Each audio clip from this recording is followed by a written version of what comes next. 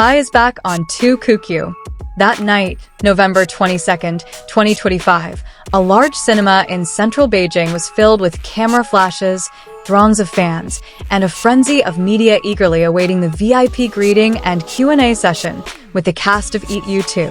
But behind the glitz of the red carpet and the constant spotlights, an unexpected event was shaping up to be the most exciting moment in Chinese film premiere history. Staff members were busy milling around, signaling the cast to prepare for the main stage. Wang Yibo, who had appeared calm and professional since the beginning of the evening, suddenly showed a different attitude. His gaze kept darting toward a dark corner near a side door, as if waiting for something more important than the cameras and the applause of the audience. An event coordinator approached him, asking if he was ready to go on stage. But Yibo simply nodded curtly, without looking away. The next second, something no one expected happened. Wang Yibo suddenly strode quickly toward the staff door, which was usually only used by internal crew members, not the main actors. The staff panicked. "Yibo, where are you going? The Q&A session is about to start," one of the managers shouted. But his steps actually quickened, almost like a reflex he couldn't control. A moment later, the door closed behind him, leaving an awkward silence that immediately raised questions among those watching. Outside the venue, the Beijing night was chilly, shrouded in a piercing wind. In a restricted area that was supposed to be sterile from visitors, security suddenly received instructions to prepare for a specially permitted vehicle. No one knew what the vehicle was. No further explanation was given. However, several witnesses noticed the strange behavior. Less than 3 minutes after Yibo left, a black van with tinted windows pulled slowly into the area. The headlights were dimmed, as if to avoid attracting attention.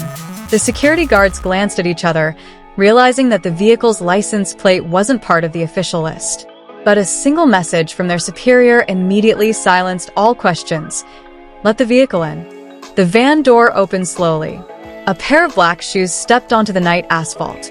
A tall man got out of the car, wearing a black hoodie, a bucket hat that partially obscured his face, and a mask that seemed to fit snugly over his nose and mouth. However, his disguise wasn't enough to fool the eyes of those who had known him for a long time. It was Xiao Zhan. The closest witnesses were stunned into silence for a moment before panicked whispers began to ring out. Although his entire body was covered in dark clothing, his aura and posture were too distinct to ignore. Some of the young staff nearly dropped their clipboards in shock. Xiao Zhan paused for a moment after getting out of the car. He glanced at the side door of the venue, as if confirming that the person he was looking for was truly inside. His movements were slow but filled with emotion, as if this trip wasn't just a surprise visit, but a major decision that had been deliberated for days. Meanwhile, from behind the shadow of the door, Wang Yibo emerged with quick steps. Upon seeing the figure standing near the van, he immediately stopped in his tracks. For a second, the two of them simply stared at each other from a distance, as if the world around them had stopped moving. The pale glare of the streetlights accentuated the silhouettes of their faces.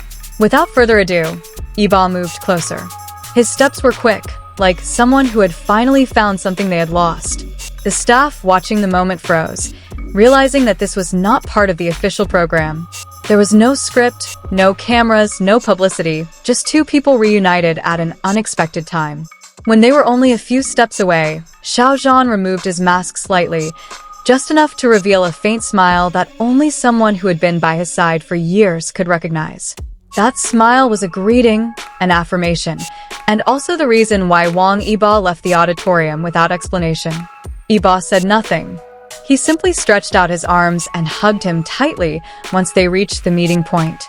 It was an embrace that wasn't just a greeting, but a release from a longing held back amidst pressure, work schedules, and distances that couldn't always be bridged by text messages or phone calls.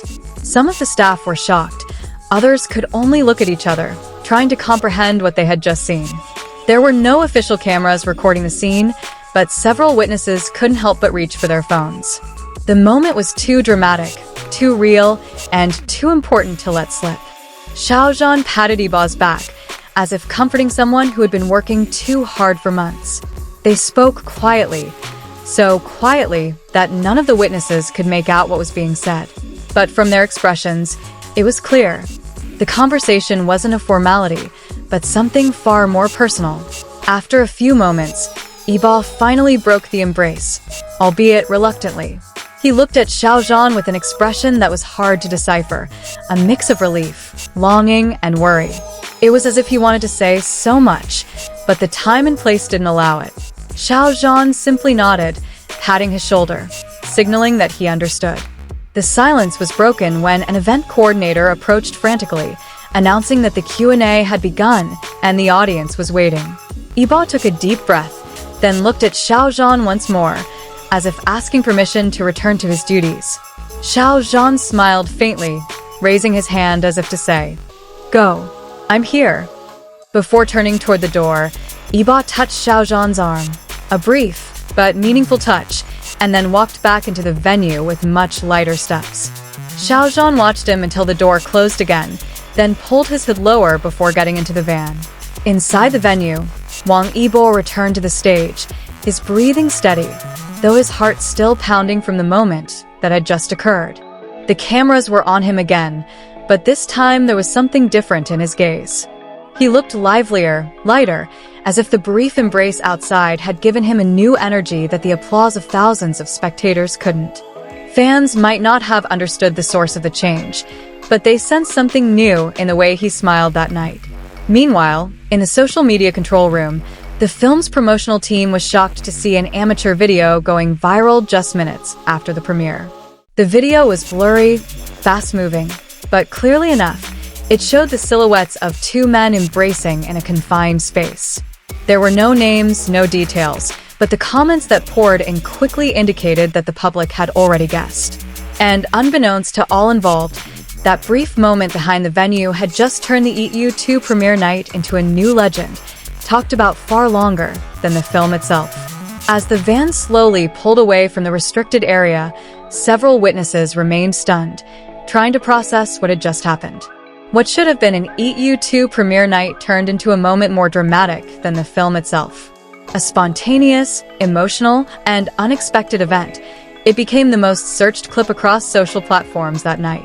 And so, a brief embrace behind the venue turned into a major news story that shook fans, fueled speculation, and made the Eat You 2 premiere memorable not just for the film, but for the moments that happened behind the scenes, far from the official spotlight, yet no less thrilling than any other scene.